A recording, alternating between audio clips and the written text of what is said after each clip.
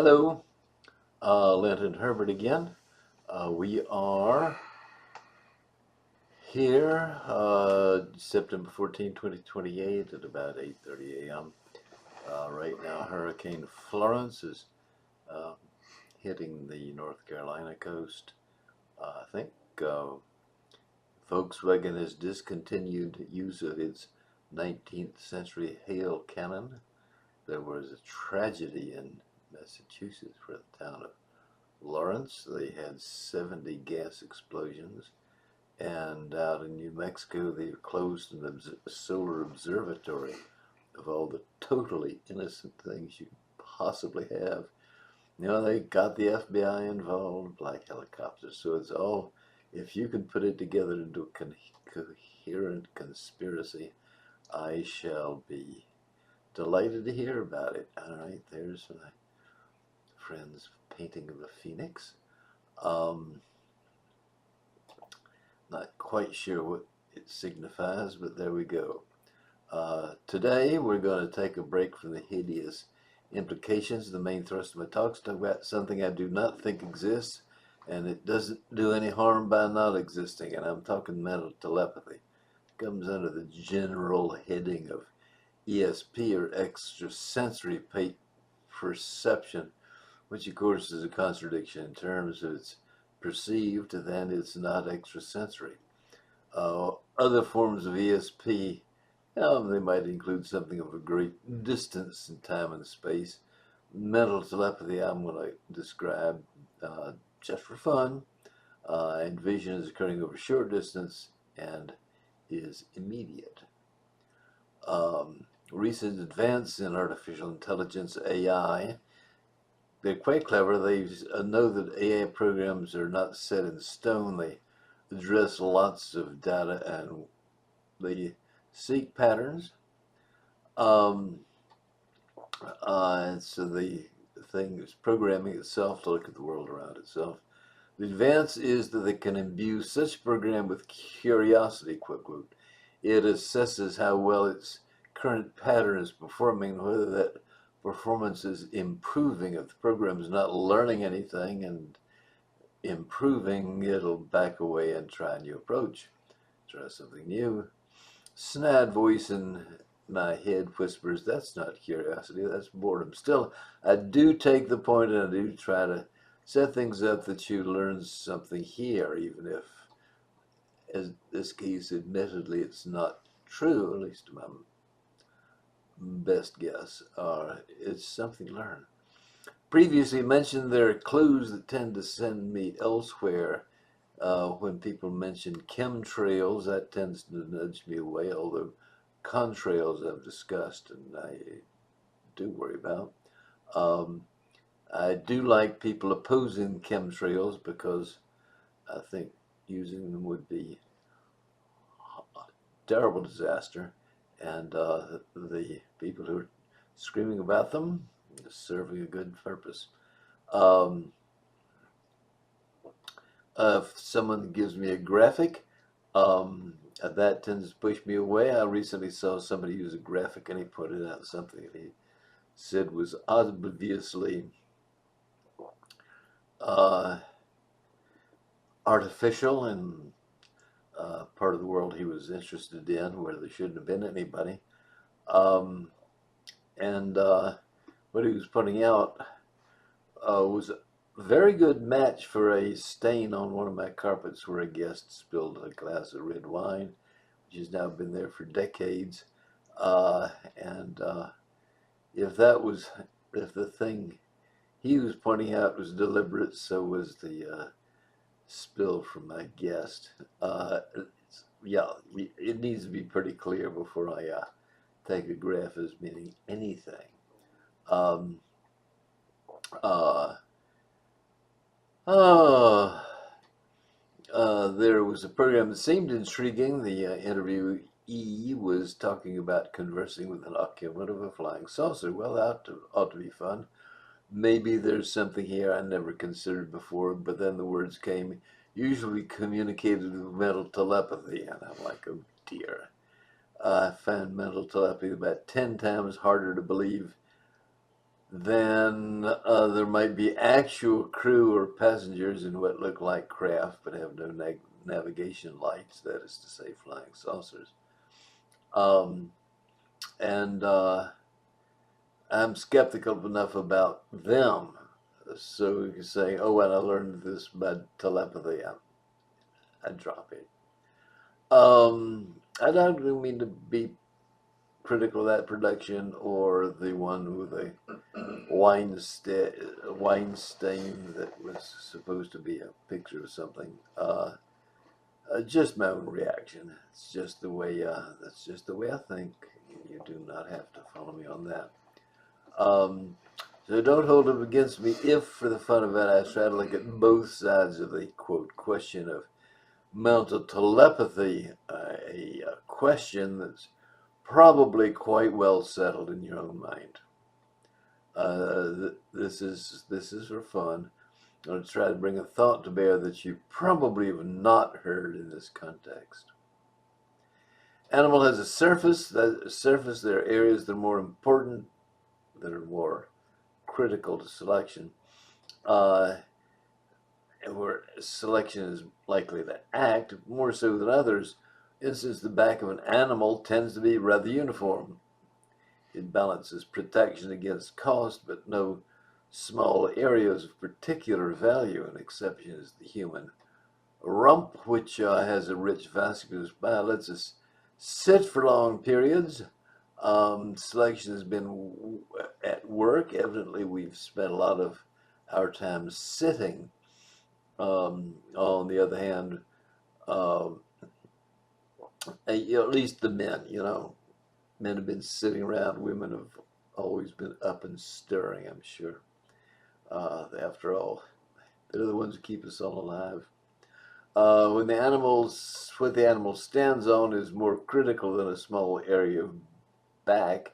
Feet of a human, the claws of a penguin, the paws of a dog, hooves of a horse, all different solutions to the same problem of supporting the animal while it is moving, and they are capable of bearing the animal along for a great distance. Champion distance runner is the human. Horse and rider, and okay, maybe it's not fair to include the rider, but they can outrun an athletic human for something like 100 miles. Eventually, the human catches up.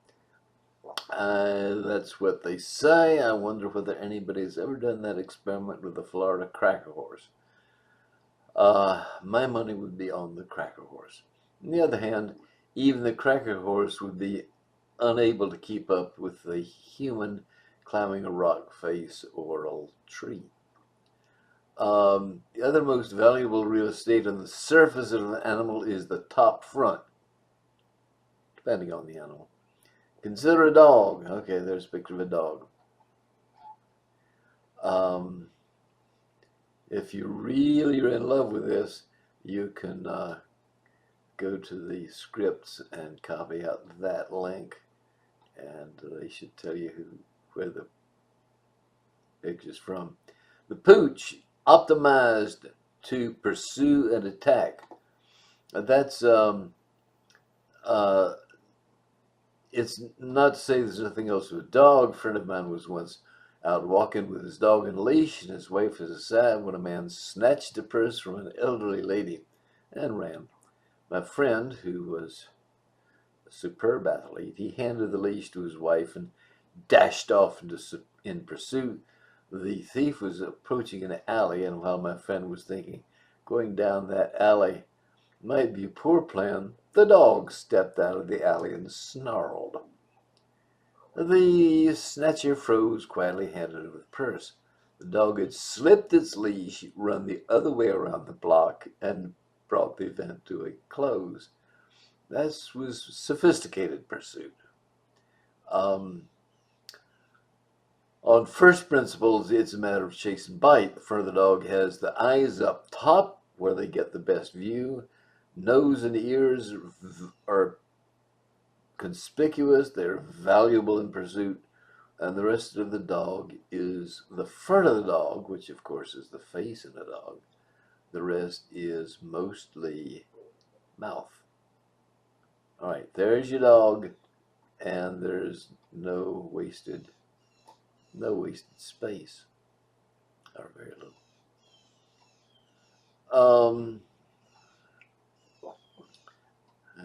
Where were we? Okay, here's a picture of a naval destroyer. There's a link for you. This is a World War II era destroyer. I believe you can see back here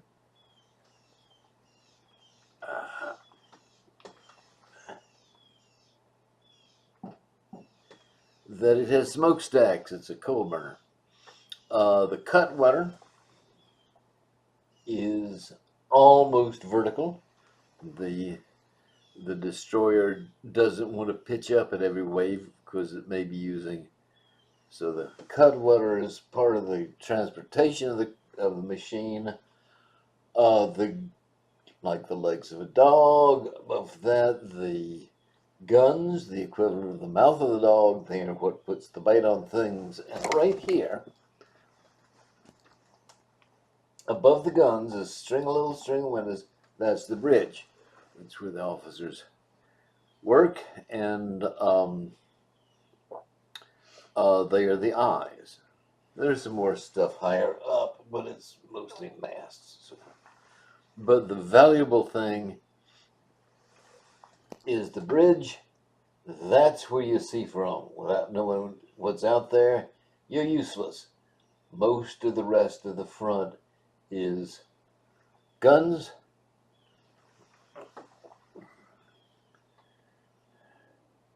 Named destroyer. Its initial purpose, well, I was told by somebody that it was a shipping destroyer. Its job was to run down and sink ships, because that's really the only thing the ocean is good for. It's a place for shipping. So if you want to dominate the ocean, you want to dominate the shipping, and that's what a destroyer does. It destroys shipping of some power you are in conflict with. The Wikipedia says it was for destroying torpedo boats, which were found to be dangerous to big capital ships. So a capital ship would have a destroyer to escort it and run down to destroy torpedo boats. Then they started putting torpedoes on the destroyer. That turned out to be a good idea, and as a matter of fact, the destroyer is very versatile. Had end up with a number of uses over the years. Reminds you of the many tasks a dog can be put to, other than just chasing and biting. You know, like pulling a cart, or um, uh, providing comfort to a family or a child. So both the dog and the destroyer, same problem. How do we chase things down and destroy them? And a versatile, excellent solution. Here's a more modern destroyer. This is akin to an Arleigh Burke. You can see here a gun. Not much else up here. Sometimes I see pictures of them. There's clutter up here. I suspect that those things are movable. Here is a big blank surface. Now, wait a minute. High on the front of a destroyer is extremely valuable. That's prime real estate. Why a flat blank surface? I guess the worst shapes are for streamlining, but you don't have a worse shape for structural stability. You can see the bridge. Yeah, right along there.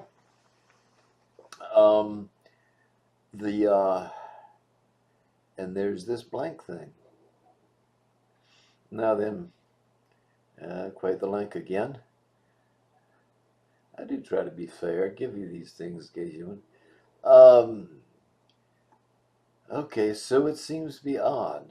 Now look, I don't have any privileged information. I am not acting against national security. I'm just a little old toad looking around at the world and making guesses.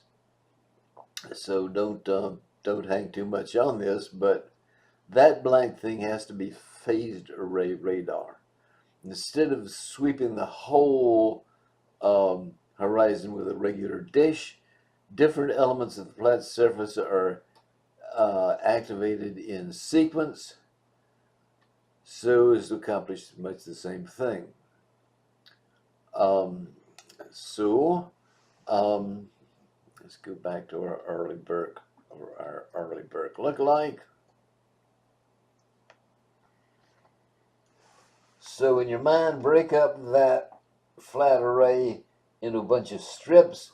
You activate the strips 1, 2, 3, 4, 5, and instead of coming forward as a bunch of pulses, they can all get together and come off at an angle. Well, playing with sequence, you can sweep the horizon at least, almost 180 degrees of it just by playing electronic games. Here's a radar dish. It has to be up there. There we go. There's a radar dish. For that to sweep, you have to do a bunch of mechanical things. I don't even see an arrangement to let you do that. This thing sweeps instantaneously.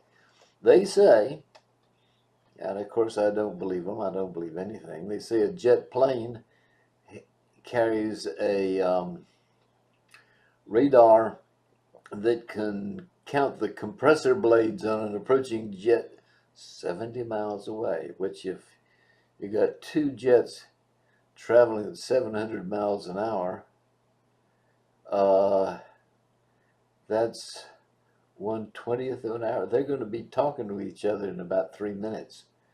So which is not much time to do something. So you'd like to know what kind of plane's approaching you. If you count its compressor blades, it might be a clue. Well, if the jet can do that with the amount of front space given over to radar, this huge expanse on a on the front of a destroyer, you should be able to count the fillings of the teeth of the captain of a ship over the horizon. No, I'm just kidding, but enormously sensitive. Okay, you'd really like to have that phased array radar higher up. Remember, the eyes should be at the top. There is our latest and most expensive destroyer. Notice that they have now got the cutwater angled the opposite direction. In other words, that really is supposed to stabilize itself as it goes through the water. And if that tower is not a bunch of phased array radar antennae, I'm a monkey's uncle, and there's the bridge below the phased array radar. In a crisis, your radar is more valuable than just seeing things. Now, I don't know what these shapes are up here. Probably something to do with missiles. So, yeah, they've optimized like a dog, put the eyes, effectively eyes, at the top. All right, so we now know top front is very important. It's prime real estate. It's as good as the soles of the feet. It'd be more fun to talk about feet, I think, but this is what we got to talk about today. And here's a person. This is a funny little old man. But notice that the eyes are halfway up. That's not to put this enormous brain into a big skull. The Neanderthal, the brain was bigger, or at least the skull case was bigger.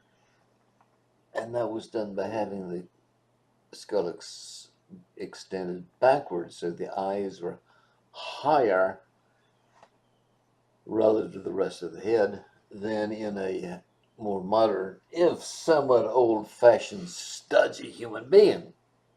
All right.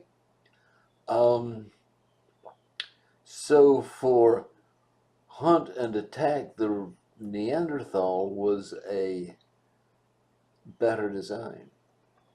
We always think we're the best at everything.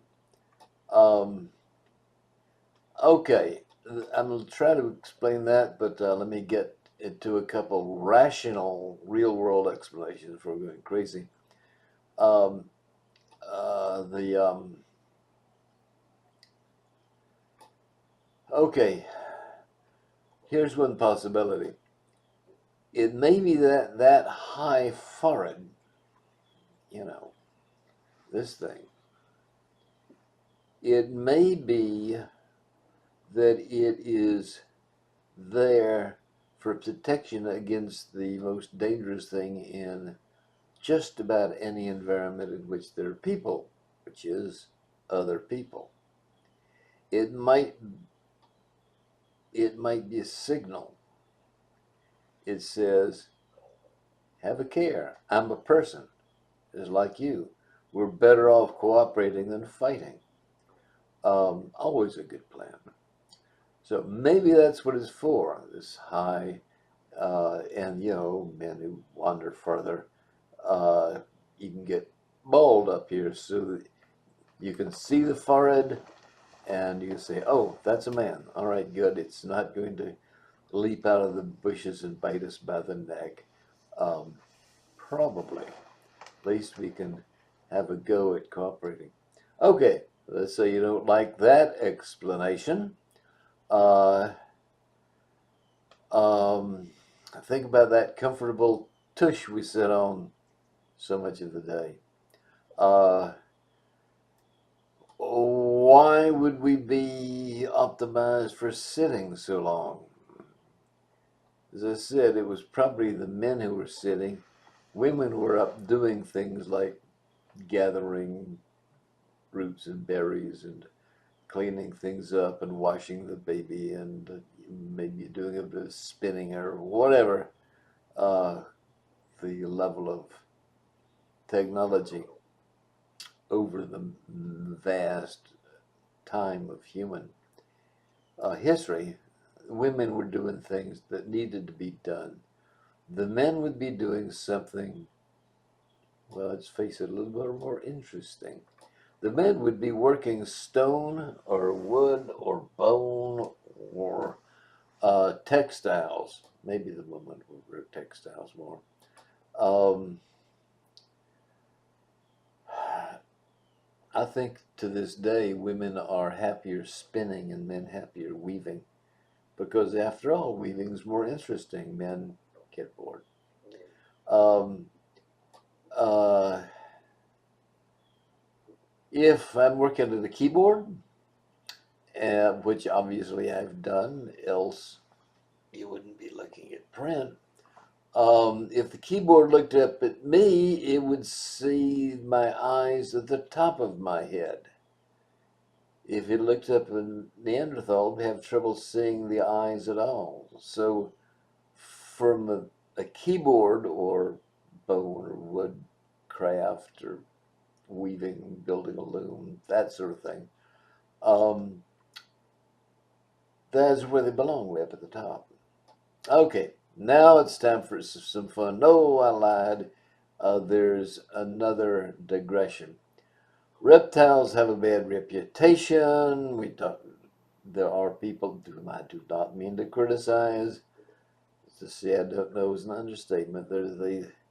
Um, what they say is that there are creatures from off Earth who are basically reptiles. That's difficult for me to encompass, but um, what that means is, while a reptile brain is able to hunt and nap in the sun and fight and mate, the suggestion is that's all they can do. So we lord it over reptiles, we sneer at them because we have higher functions, things like empathy. All right, here's a story I'm sure is true. Man was being host to a friend who brought his young daughter and little girls and a wife. Um, his daughter and her friend, and they'd all settled down by the swimming pool, and the little girls started having fun jumping off the low diving board. They were having a good time. Incidentally, don't dive off a diving board or anything else. You're too valuable. If you've sat through this much, I consider you a treasure that I have found and nurtured, and I don't want you breaking your neck underwater.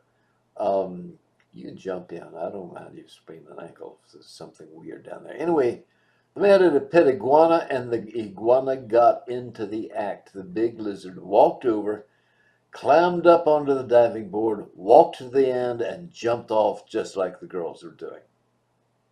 It had never done this before. The friend shouted, "He's coming after you! He's coming after you! He's behind you!" It's not true, but the girl screamed, panicked, scrambled out. The lizard swam in the other direction, pulled itself out of the water, settled in a corner, looking for all the world like it was crestfallen. Like I wanted to play, and all I did was scare them. Neither the iguana nor the girls jumped off that board again. Uh, this little moment of petty meanness ruined the fun for everybody. Rather sad story, but the point is that for my money, the lizard showed more empathy, had more concern for the feeling of others than did the man's friend. So don't tell me a lizard is not capable of social interaction and that we are, and empathy, which is among our most prized advances. Sure, at the base of the human brain, there's an anatomy that closely follows the anatomy of a reptile brain. And what we have is this overdeveloped cerebrum. Cerebrum permits reptile brain to function in some ways better. For instance, confronting a snake, a dog, which has a bunch of that gray stuff. Dog's the master. It, with its extra brain power, it's able to move faster and more accurately a showdown. Uh, a dog facing a snake, the dog will pause, make a plan, and then execute the plan. The lizard has to make it up as it goes along. Um,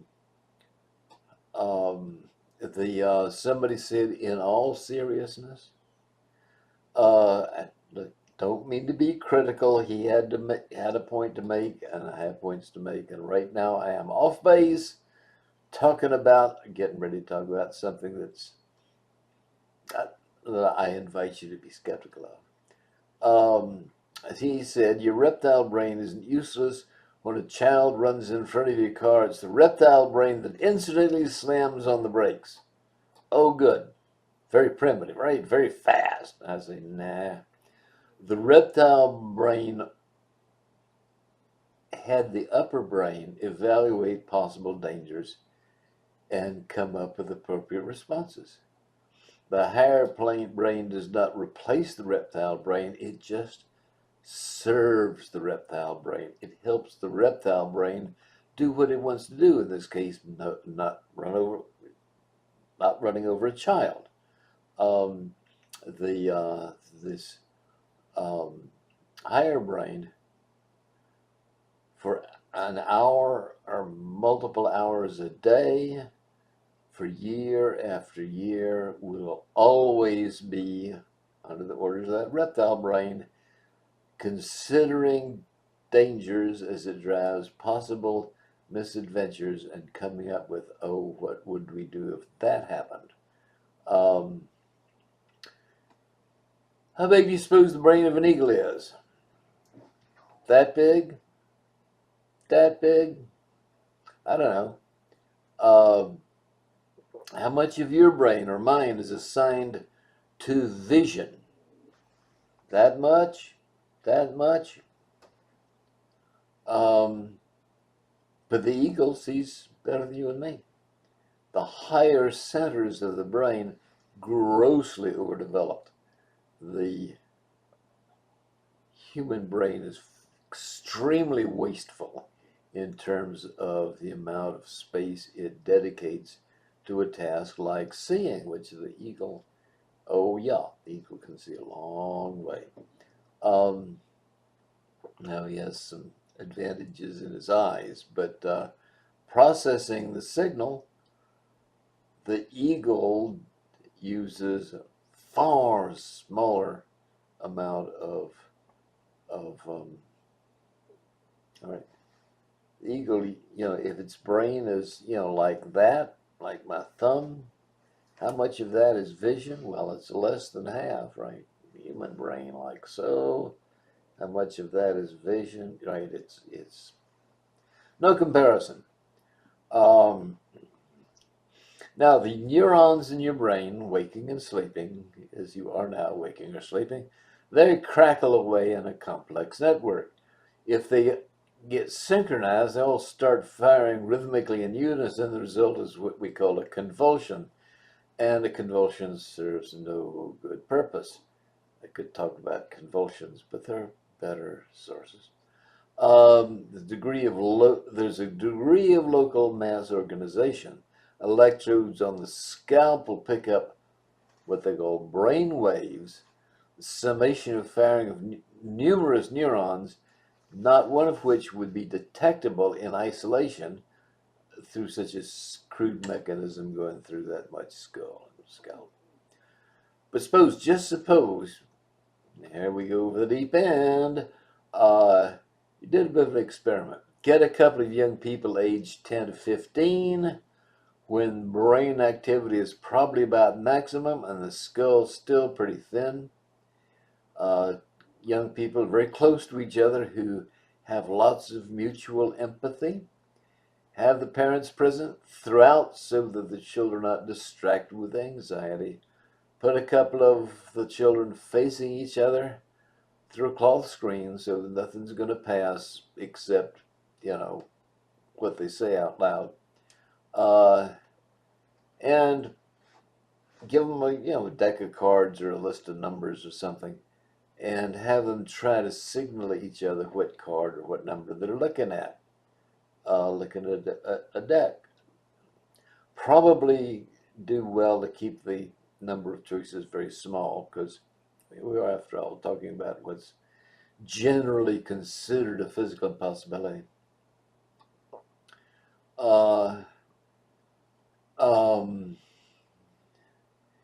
If the brain waves can synchronize enough to send a signal, probably the signal will be undetectable by the EEG we mentioned. That signal can summate and becomes a radio wave. You remember what I was talking about? Was talking about the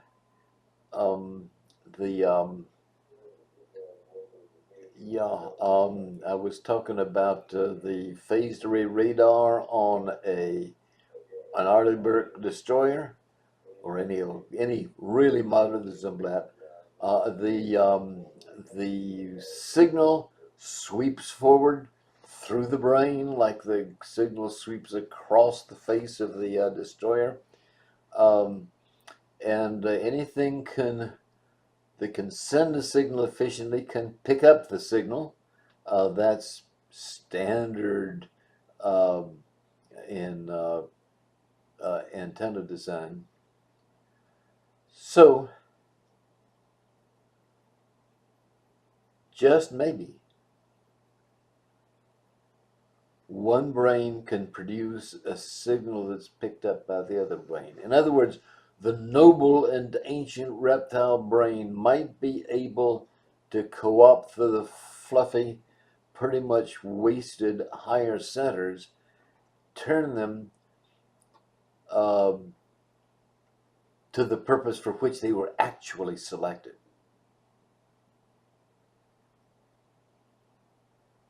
Everything else, like being handy with tools, uh, secondary. It may be that ability to communicate in absolute silence and privacy was why we developed the big. Okay, there I've said it. Color me stark raving mad if you like. Don't let your wholesome skepticism on this topic contaminate your wholesome need to understand what I have to say about kinship and fertility, please.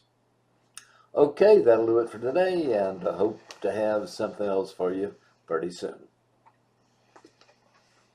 Are we good? Very soon.